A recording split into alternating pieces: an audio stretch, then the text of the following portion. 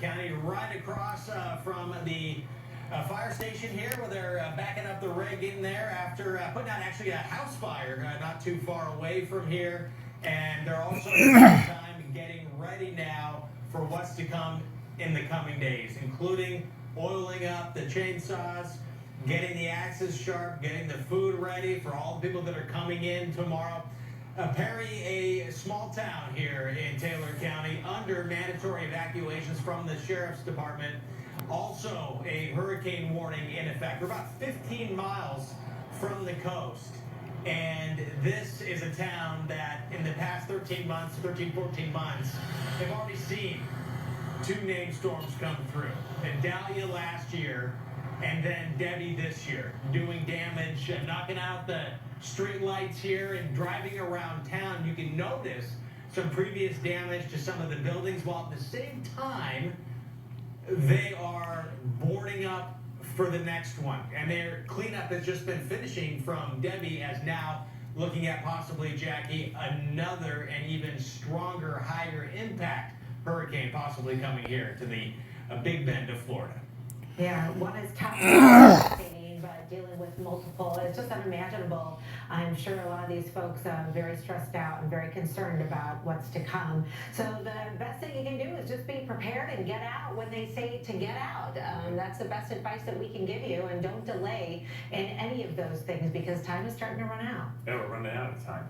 So we want to get you caught up right now with what we know about Tropical Storm Helene. You can see long lines at gas stations from this video from our storm tracker Charles Peak in Tallahassee, as people are getting ready and getting some of those supplies last minute.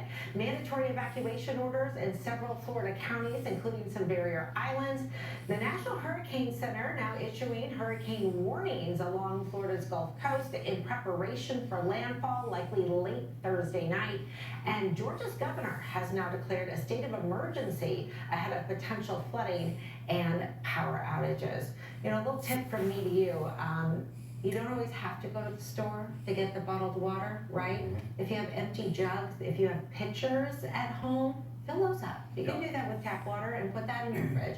You can also fill up your bathtub if you're worried about losing power and losing some of your water, and use that for things like flushing and cleaning. So other ways to get that win a long line sometimes. Yeah, it was a good idea. All right, great tips, Jackie. I want to get to the latest now on Tropical Storm Helene. It has strengthened a little bit, up to 60 miles per hour. That pressure has fallen about 4 millibars since the 5 p.m. advisory, so that's certainly showing signs of intensification. It's getting more of a large, that look to it. And look at how far some of these outer bands get. I mean, it's nearing 400 miles in size. So it's a big storm and likely to stay that way as it comes across the Gulf of Mexico. So there's a look at the latest track, bringing it up into the northern part of Florida. So really anyone just east of Panama City, back over towards Tampa, still needs to be on well prepared. I know there are several evacuation orders that have just been announced and likely will go into effect tomorrow morning, so people will start to get out of these zones, especially the vulnerable spots.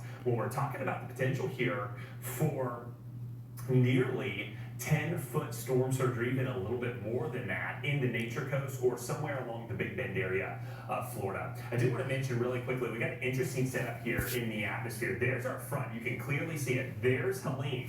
These are going to come up together and merge, and it's going to create an interesting setup for the southeast. All right, so this is a big deal. Watch, because starting tomorrow, we get in